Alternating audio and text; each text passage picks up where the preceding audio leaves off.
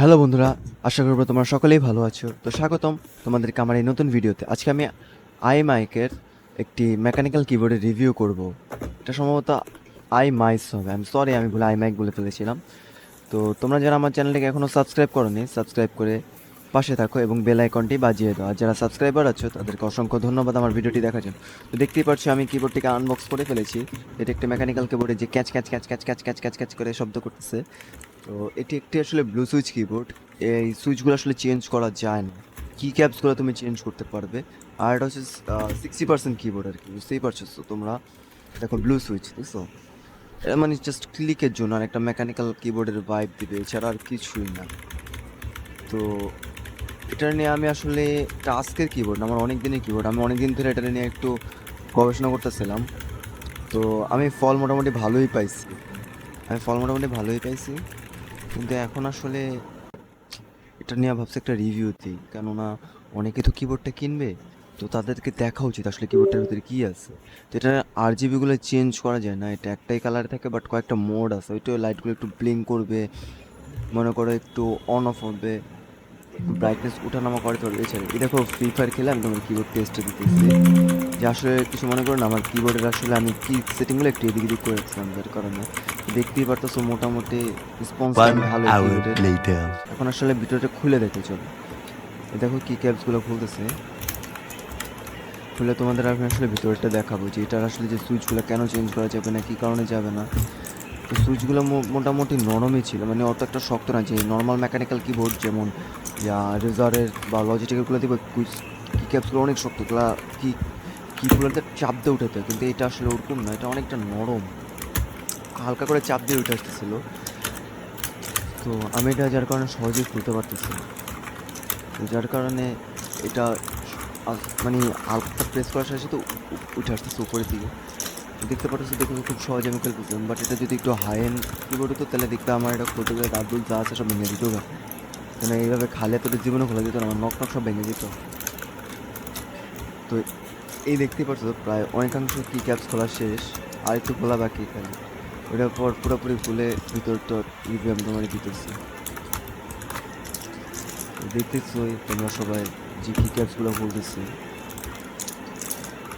এই যে কি ক্যাপসগুলো খুলতেছে। তো অনেকগুলো কি ক্যাপস চলছে,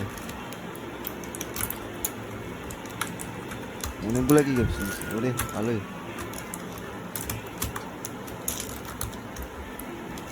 ইগনোর দ্যাট, আমার আশেপাশে মনে করো জি বাংলা দেখতেছিল, তখন এটা রেকর্ডটা হয়েছে। এই দেখো এটাকে, এখানে একটা টুইস্ট আছে, ঠিক আছে। তো অনেকেই ভাবে এটা হয়তো ডিরেক্ট খোলা, যে আসলে না, এখানে একটা টুইস্ট আছে, যে এই কিবোর্ডটাকে একটু ভারী করার জন্য এখানে তোমার কোম্পানি একটু বুদ্ধি খাটাইছে, যে অনেকে ভাবে যেহেতু সুইচের ওজনে ভারী, ভিতরে ভালো, আসলে না। আইএমআইস যে ব্র্যান্ডিংটা, এটা একটা স্টিল, এই স্টিলটাকে, এই যখন খোলার পর দেখবা, এই স্টিলটাকে মানে কিবোর্ডের যে মূল স্ট্রাকচারের উপরে বসানো হয়েছে, যার ফলে যেন এটা ওজন থাকে, ওজনদার থাকে। ওজনদার থাকার ফলে হবে কি, জিনিসটা একটু মনে করে কি ওজন বাড়বে। এটাকে স্ক্রুগুলা বলতেছি আমি,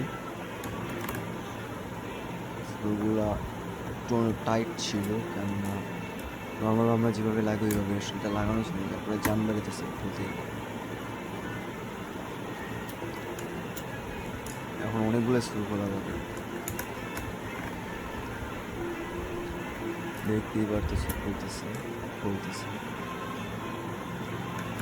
খুলতেছি আর খুলতেছি, খুলতেছি আর খুলতেছি। আর এটা মনে হয় বাকি, খুলতে একটু বেশ কষ্ট হইতেছে, কারণ যেহেতু অনেক টাইট, সেহেতু একটু কাটাতে কাটতে হবেই, তাই না।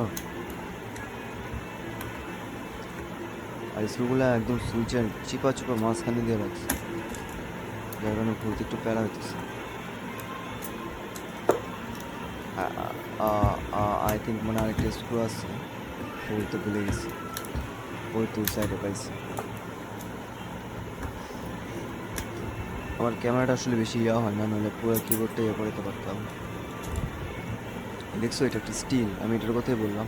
এটা একটু অনেকটা ওজন এসছে এটার মাধ্যমে আর কি কিবোর্ড একটু ওজনদার করা হয়েছে। এই দেখো বাদ বাকি পুরো হালকা কিচ্ছু না। এই দেখো বুঝছো, জাস্ট মেমব্রেন কিবোর্ড থেকে একটু ভালো বাবা, যে একটা গরিবের মেকানিক্যাল কিবোর্ড একটা ফিল আসে, এছাড়া আর কিছুই নেই। দেখে নিতেছো তোমরা নিজেরাই। এই দেখো এটা খোলা যায় না, আর সোল্ডারিং আয়রনের সাহায্যে এটা খুলতে হবে। দেখো সুইচগুলা সোল্ডারিং করে লাগানো। তো বন্ধুরা আশা করি আপনারা দেখতেই পাচ্ছেন এটার অবস্থা। এই দেখো সুইচের মোটামুটি আওয়াজ আছে, যেহেতু একটা শক্ত। এই বোর্ডটা আমি খোলার চেষ্টা করছিলাম কিন্তু জিনিসটা খোলে না। এইবারও খুলে দেখাই আপনাদের, এটা খুলবে না কেননা জাস্ট কি ক্যাপসগুলোকে সোল্ডারিং আয়রনের মাধ্যমে বোর্ডটা থেকে আলাদা করতে হবে, তারপর গিয়ে ওই বোর্ডটা আমি খুলতে পারবো, নইলে হবে না। কারণ কি ক্যাপসগুলো চেসিংয়ের সাথে শক্তভাবে লাগানো, এটি হচ্ছে একটা বড় সমস্যা, যার ফলে আসলে প্যারাটা খাইতে হইতেছে, নয়তো প্যারাটা খাইতে হইতো না। আপনারা যারা এটা নিতে চান বাজেটের ভিতরে, এটার মনে হয় এখন দাম 2000 টাকা। তো আমি বলবো যে যদি আপনার মেকানিক্যাল কিবোর্ডের ফিল নিতে চান তাহলে নিতে পারেন, ঠিক আছে। যে এই দামে 60% আসলে পাওয়া যায় না, তো এই জন্যেই আর কি কথা বলা। নইলে আসলে তো আমি বলতে পারতাম আপনারা আরও কত ব্র্যান্ড আছে, বাজাল দেখতে পারেন, ইয়া দেখতে পারেন। এখন বাজালের যেটা ওইটাও 2600 টাকার কাছাকাছি। তো ওইটার সুইচগুলো খোলা যায় এবং ওইটার কালারগুলো ইয়ে করা যায়। এটার লাইটটা ইয়ে করা যায় না, বাট কালারগুলো চেঞ্জ করা যায় না লাইটের। তো আমি বলবো যে যদি 2000-ই বাজেট ফিক্স থাকে তাহলে এটা দেখতে পারেন, এটা মোটামুটি ভালো, অতটাও খারাপ না অতটাও ইয়ে না। মানে মেমব্রেন কিবোর্ড থেকে অ্যাটলিস্ট অনেকটাই ভালো। মেকানিক্যাল কিবোর্ড যে পরিমাণ চাপ সহ্য করতে পারে এটাও সেম পরিমাণই পারবে। আর মেমব্রেন কিবোর্ডে দেখবেন যে আপনি যখন একটু এদিক ওদিক গুতা টুতা দিবেন তখন দেখবেন আপনার 2 hours later. দেখেন আসলে আমি জিনিসটা ফিক্স করে ফেলছি, এখন আসলে জিনিসটা আমি প্যাকেটিং করে রেখে দিব। তো ধন্যবাদ আপনাদের সকলকে এতক্ষণ আমার সাথে থাকার জন্য, আমার বকবক শোনার জন্য। আশা করবো সাবস্ক্রাইব করে পাশে থাকবেন, বেল আইকনটা বাজিয়ে দিবেন। দেখা হবে আবারও নতুন কোনো ভিডিওতে। আশা করবো আপনারা সকলে ততদিন পর্যন্ত ভালো থাকবেন। ধন্যবাদ।